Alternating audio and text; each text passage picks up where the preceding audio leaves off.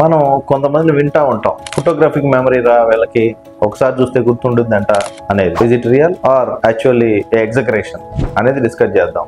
Hi అండి, నేను మీ doctor Ganta Srinivas neuro centre, Kothapeta, Guntur. Photographic memory అంటూ ఏముండదండి. వాళ్ళు చెప్పేందంటే ఫోటో తీసినట్టు మొత్తం గుర్తుంటుంది, చూసిన సీన్ అంటే దానికి మనకి ఎమోషనల్ కాంపోనెంట్ ఉంటే ఎమిగ్డాలా కూడా దానివల్ల గుర్తుంటుంది. ఏదిగో ఒకటి యాడ్ కావాలి, యాడ్ కాకుండా గుర్తుండదు. రూట్ మెమరీ అంటారు. నాకైతే స్పేషియల్ మెమరీ, మెయిన్గా ఫోటోగ్రఫీ మెమరీ కాదు.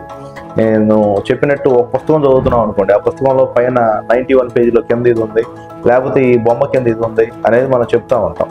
అలా చదివి 3 డైమెన్షనల్ వ్యూ. అట్లానే ఒక డోర్ అడ్రస్ గుర్తుంది, ఒక డోర్ చూశారు, దాన్ని కళ్ళు మూసుకుంటే మళ్ళీ మీకు ఆ డోర్ గుర్తు రావాలంటే దాని ముందే ఉంది, వెనకే ఉంది, దాన్ని కూడా 3 డైమెన్షనల్ వ్యూ కనుక మనం ప్రొవైడ్ చేయగలిగితే అది ఎక్కువ గుర్తుంటుంది. అదే ఫోటోగ్రాఫిక్ మెమరీ. కానీ కొంతమందిలో ఎక్స్ట్రాడినరీ క్వాలిటీస్ ఉంటాయి. లైక్ ఆటిజం చిల్డ్రన్ చూస్తాం. ఆటిజం చిల్డ్రన్లో వాళ్ళకి కొన్ని ఏరియాస్ డెవలప్ కాకపోవటం మూలాన, కొన్ని ఏరియాస్ ఎక్కువ డెవలప్మెంట్ కావటం మూలాన వాళ్ళలో కొంతమందికి ఎక్స్ట్రాడినరీ స్కిల్స్ డెవలప్ అయ్యి అలా ఫోటోగ్రాఫిక్ మెమరీగా మారచ్చు. So is it existent? It is ఉండుద్ది, కానీ అందరిలో ఉండదు. కానీ మిగతా వాళ్ళని మనం నేర్చుకోవచ్చు, అలా మార్చుకోవచ్చు. మన బ్రెయిన్ని మనం ట్రైన్ చేసుకోవచ్చు, మన ప్లాసిటీ ఉంది, దాన్ని ఉపయోగించుకోవచ్చు. Thank you.